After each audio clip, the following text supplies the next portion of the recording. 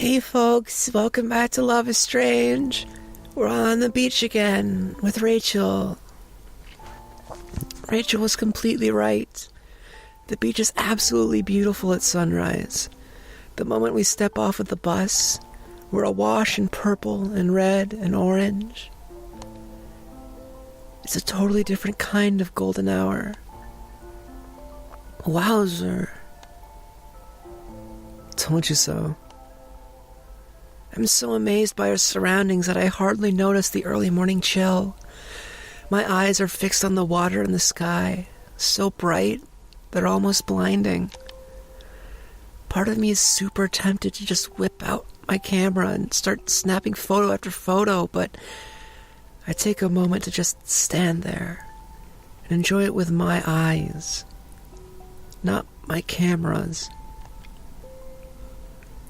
Rachel seems to be thinking the same thing because she just stands next to me, silent, and watches the horizon too. I'm thinking again about how much she seems to belong here when she speaks up a minute later. Let's get closer to the water. I follow Rachel down to the sand, tearing my eyes from the sky and to run my gaze towards the cliff where the lighthouse stands in silhouette.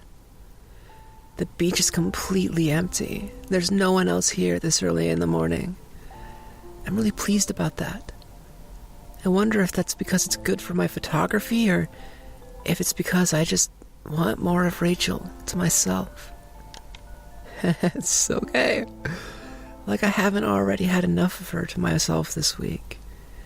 It's been crazy getting to spend so much time with one of the most popular and busy girls at Blackwell. But I get why so many people are drawn to her. I understand it even more now. It's hard not to be charmed by her. Still, I wonder, how much of that is the real Rachel Amber? I don't know as much as you about lighting and photography, but this'll work for you, right? Rachel walks us closer to the water, stopping right before we reach the wet sand. She stands there, looking up at the lighthouse, then turns to me. Oh yes, it's perfect. Now, we just have to think of a place, an angle. I watch as Rachel kneels to loosen up her sneakers before kicking them off. You aren't planning on going swimming again, are you? Rachel jerks her head towards me. Are you making fun of me? How bold, Max. Who knows? Maybe you've had a bikini on underneath all your clothes this morning. No. But I could strip down again.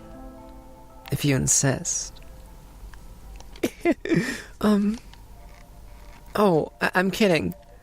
But we should definitely go swimming in the summer. You and I. Whether that's here or in LA. Really? I'd love that. I mean, if you do wind up going, I have to figure out a way to visit. You should come with Chloe. Right. Chloe and I should come, and I trail off, realizing something about Rachel's contract. Have you told Chloe about it yet? Are you going to ask Chloe to go with you? Do you think Chloe will be upset?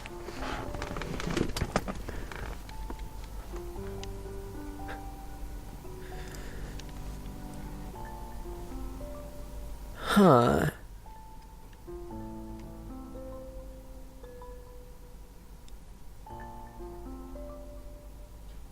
I'm thinking, have you told Chloe about it yet? Because when I think about, are you going to ask Chloe to go with you? It feels kind of... I kind of feel like I wouldn't want to say that as Max, because it feels like, I abandoned my best friend for 5 years. Now are you going to take her away from me and make me feel bad? Oh, that's fair. And then, like, will Chloe be upset over it? It's like, well, I mean, Max, you're still in Arcadia. Assuming Chloe isn't leaving. Oh wait, Chloe's gonna leave. stuck alone. I'm really sad now. Oh God. Oh God. Oh God. Let's deflect my sadness by just talking about Chloe. Oh fuck. Oh my God. Have you told Chloe about the contract yet? I asked the question cautiously, not wanting to offend her. I know that on Tuesday she said that she hadn't told anyone else about it yet, but out of all the people in the world, the one person I figure Rachel would confide in would be Chloe. No, I haven't. Oh, I don't know why, and I'm not sure how to ask.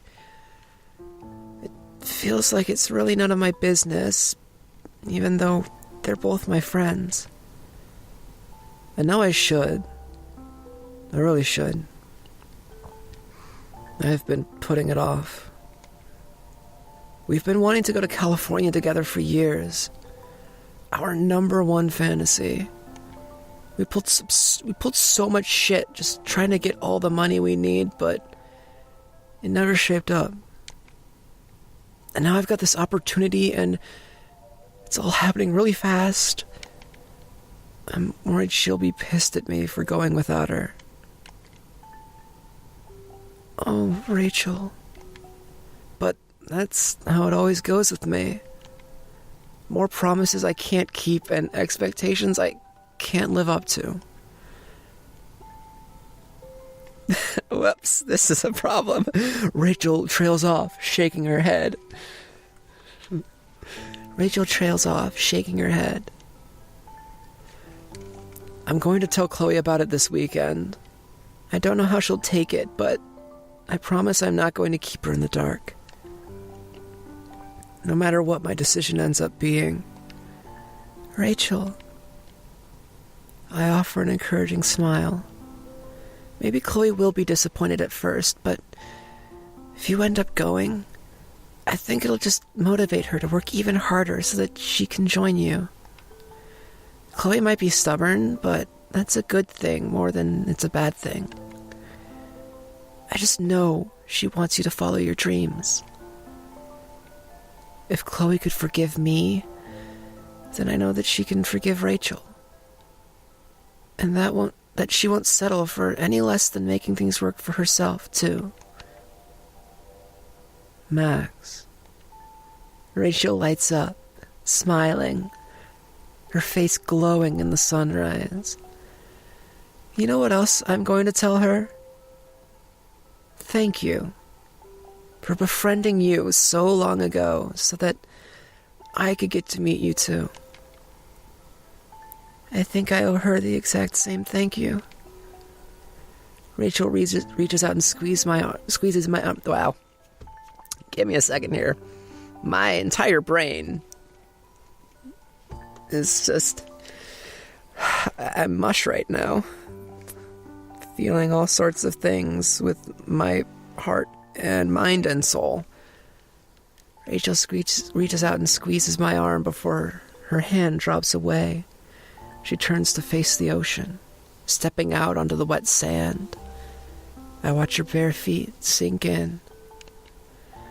She barely flinches, even when the cold surf comes to slosh up around her ankles. Here. Right here. Here? The photo. I can feel it. This is the spot. I look at Rachel's back turned toward me, then out towards the ocean. The sun has inched up a little higher. We're quickly approaching the perfect lighting conditions, and I know that once we have them, there'll only be a couple minutes to get the shot.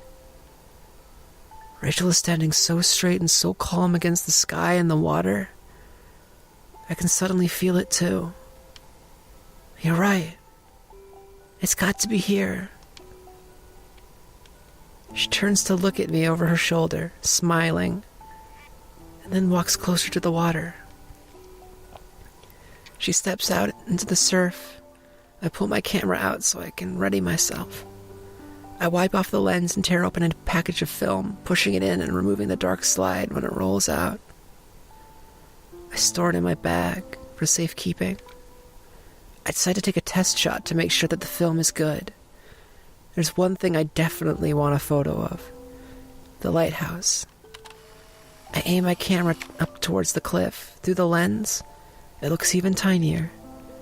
I tug the photo free and slide it into my bag so it can develop somewhere dark. As I wait, I turn to see what Rachel's up to. I'm surprised to find that she's sitting on the shore, cross-legged, while the water inches towards her. For a moment, I hesitate, worrying about the cold, but then I decide that I don't care. After removing my shoes, I join her. It is cold, and it's definitely not pleasant, but standing next to her, it's not bad either. Rachel turns to look at me with a smile, but then she looks back out towards the ocean, so I decide to stay quiet too. You know, Max, I am really grateful for you. It comes out of nowhere. I can't help my surprise. Thank you. I feel like I can be real with you. Oh, Rachel. I'm tired of always pretending. You know? Is it just my imagination, or is Rachel's voice wavering? I'm always something different to everyone. Everyone has an idea of the person I am, or the person I should be, or the person they want me to be. And while I've been busy trying to be all of those different people, I've forgotten where Rachel is. She draws her knees up to her chest and rests her arms against them, her head tipping forward. My chest clenches up all tight, watching her. I let out a breath, realizing I've been holding it this whole time. You don't have to pretend around me. I promise. I know. That's why this week has been so special to me. You didn't keep any expectations about me. You just listened. I can't take that much credit, Rachel. To be honest, I hesitate. But if Rachel feels that she can be real with me, then I want to be real with her. I had a lot of thoughts about the kind of person you were too. And I saw that a lot of the things I thought were totally dead wrong. I shouldn't have assumed or believed rumors or taken so long to get to know the real you. Oh, Max. Rachel's soft voice lacks any hint of anger. She reaches out to touch my shoulder. But you listened. You really listened. And you let it go. I'm afraid of being forgotten, irrelevant, unimportant. I've manipulated people. Manipulated? Ask anyone. Even Chloe will probably tell you that. I'm so good at being whatever anyone wants me to be. Sometimes it feels like I'm living a double life, or a triple life, on and on into infinity. How's someone like that supposed to accomplish her own dream? Fuck, I don't even know if I really deserve it. Doesn't feel like I've earned it. It's like nobody knows the real Rachel Amber. And if they did, they wouldn't like her.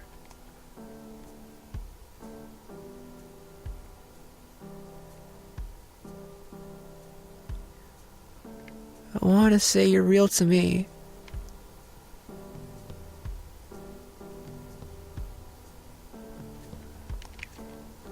Hearing Rachel say that is like having a weight dropped into my throat and then down into my stomach.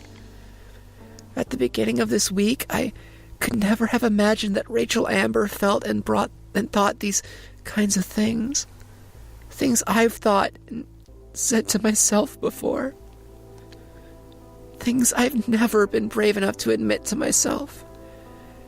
Being insecure, being afraid of unimportance, and not deserving my dreams. You're real to me, Rachel. So, you're completely wrong. I watch Rachel's face contort into an expression of shock. I'm wrong? I've seen the real you. You said yourself that you could feel like you can be real with me. And I like you. And if you trust me, then you have to believe me. There's so many things I don't like about myself. So I guess I just try to hide them from other people. You don't need to hide. You're real. And how you feel matters. It's a reminder that I need to give myself too. So all that shit about me doesn't bother you? Most of those rumors, they're true. I've had lots of problems with other people. I've done shit I'm not proud of.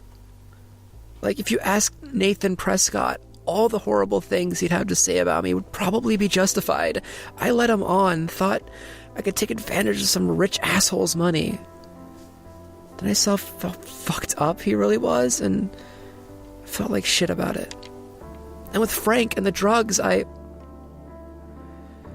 this time last year, I was barely holding it together. But look at you now. Maybe I'm still getting to know the real Rachel Amber, but here's what I know. You're kind and caring. You have such a big heart. You've done your best to help me with this contest, even though there's a million other things you could be doing this week. You give so much of yourself to others. Maybe you're not perfect, but that's fine. You're real. I know that I'm talking to myself again, that these words are as much for me as they are for her, but I know that Rachel would understand. Max. I watch, stunned, as Rachel reaches up to wipe a tear away. Are you okay? Rachel laughs thickly, and then, before I even know what's happening, she reaches out and throws her arms around me, pulling me close to her chest. The surf washes up around our legs, but I can barely even feel it with my ear pressed against Rachel's chest, tuned into the steady thumping of her heart.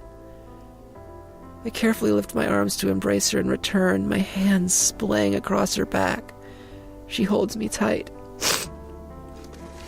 I'm feeling emotions. I'm feeling emotions.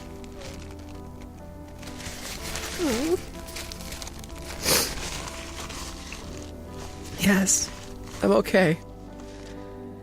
I'm more than okay. I think all this was all written in the stars. Yeah, it had to be. The universe conspired so that we could meet one another, so that we could be here together in this exact moment. Can you feel it? I don't know what I believe, but hearing Rachel say it really feels like maybe fate did have a hand in this. I can feel it. What I can really feel is her, which is where the answer lies, I think. Rachel pulls back, and we gaze at one another. Her smile doesn't seem so mysterious to me anymore. It's a good feeling. Well, it's now or never, Max. She turns her face towards the rising sun. I think it's time. Rachel's right. The sun is at a perfect position over the ocean, and the sky has turned the colors of 100 different jewels. I'm sorry to let go of her, but her encouraging smile tells me that it's all right. Okay, let's do this. No expectations. Rachel's reminder of our promise helps embolden me. I nod, smiling. No expectations. I pull my camera out of my bag and take several steps back. The morning breeze plasters my wet jeans to my calves, but looking into the sun as it glows behind Rachel, I don't feel cold at all. When I lift my camera to my eye, my mind is blissfully blank. I don't mean that I'm not thinking about anything, but I'm not thinking about the things that I've spent so much time worrying about. I'm not thinking about my own insecurities or about winning the contest or about trying to emulate the grades or about not achieving my dreams. Instead, the only thing I'm thinking about is the contest's theme. Bonds. The bond between model and photographer. Between artist and muse.